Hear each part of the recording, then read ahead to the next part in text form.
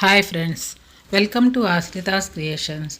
ఈరోజు నేను ఇక్కడ కలగూరగంప ఇడ్లీ దోశ చూపించబోతున్నానండి. కలగూరగంప అని ఎందుకన్నానంటే చాలా రకాలు వేసాను దీంట్లో. సంక్రాంతి సందర్భంగా షెల్ఫ్లంతా క్లీన్ చేస్తుంటే అన్నీ కొద్దిగా మిగిలిపోయిన ప్యాకెట్స్ అన్నీ కనిపించాయి. అవన్నీ కలిపి నేను టిఫిన్కు పిండి రుబ్బేద్దాంలే అనేసి ఒక గిన్నెలో వేసి పెట్టాను. వాటితో పాటు కొద్దిగా అటుకులు కూడా యాడ్ చేశానండి. దీంట్లో అయితే పెసలు, మినుములు, నువ్వులు, అలసందులు, అదేవిధంగా హార్స్ గ్రామ్ ఉన్నాయి. నువ్వులు కూడా వేసానండి, వేరుశనగపప్పు, అదేవిధంగా రాజ్మా కూడా యాడ్ చేశానండి.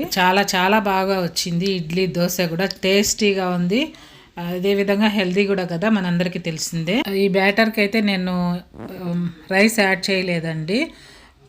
అటుకులు లేవనుకోండి, మనము ఇంట్లో ఏదైతే రైస్ వాడతామో ఆ రైస్ని యాడ్ చేసుకొని రుబ్బుకోవచ్చు. దాదాపు 7-8 గంటలు నానబెట్టానండి.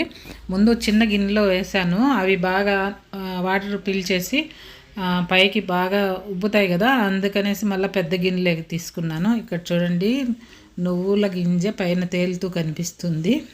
నువ్వులు కూడా వేసి నేను ఈసారి అయితే టిఫిన్ ప్రిపేర్ చేశాను. చాలా టేస్టీగా ఉంది. అందులో మంచి చలికాలం కదా, మనము నువ్వుల నూనె కానీ నువ్వులు కానీ వాడడం వల్ల మన హెల్త్కి ఎంతో మంచిది. ఉలవలు కూడా మన బాడీకి హీట్ని జనరేట్ చేయడంలో చాలా ఉపయోగపడుతుంది. ఇవన్నీ కూడా వెయిట్ లాస్ కూడా అయ్యేదానికి ఉపయోగపడే వస్తువులండి. ఇక్కడ నేను ఉపయోగించినట్టు అయితే 8 అవర్స్ తర్వాత పిండి రుబ్బేశానండి.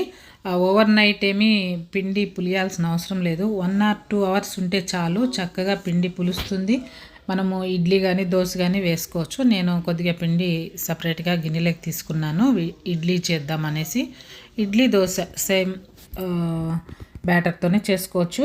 ఇడ్లీ కానీ దోశ కానీ చాలా బాగుంది. ఇడ్లీ అయితే స్మూత్గా చాలా రుచిగా ఉంది. అలాగే దోశ అయితే క్రిస్పీగా ఎర్రగా కాలి చాలా టేస్టీగా అనిపించింది నాకైతే. అదేవిధంగా రైస్ లేదు కదా, ఇక్కడ మనము డయాబెటిక్ ఫ్రెండ్లీ అని కూడా చెప్పొచ్చు. ఈ టిఫిన్ మనము వాడిన పదార్థాల్లో ఫైబర్ కంటెంట్ ఎక్కువగా ఉంటుంది, అలాగే ప్రోటీన్ కూడా ఉంటుంది. మనము కొద్దిగా తిన్న కడుపు నిండిన భావన కలుగుతుంది, అదేవిధంగా మనకు శక్తి కూడా ఇస్తుందండి.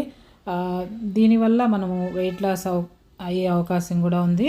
కాబట్టి ఇలా మనము ఇంట్లో ఎప్పుడు కూడా చేసుకోవచ్చు. ఫైబర్ కంటెంట్ వల్ల మనకు కొలెస్ట్రాల్ సమస్య కూడా తగ్గుతుందండి.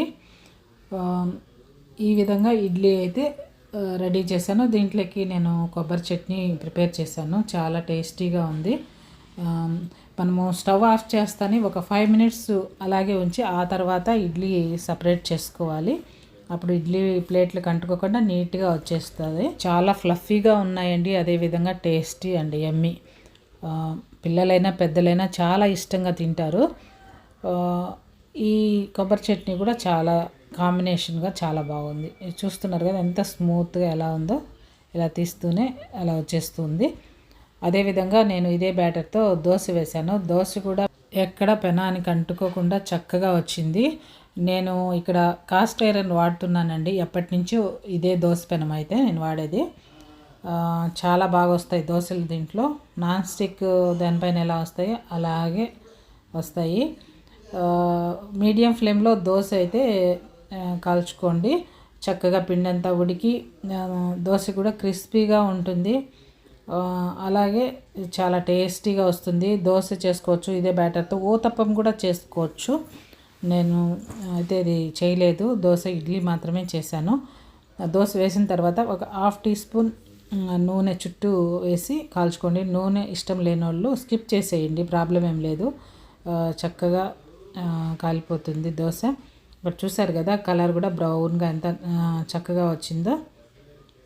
ఇదే విధంగా మనకు నచ్చిన విధంగా ఊతప్పం, దోశ ఏదైనా, మనం సెట్ దోశ ఏదైనా చేసుకోవచ్చండి ఈ పిండితో.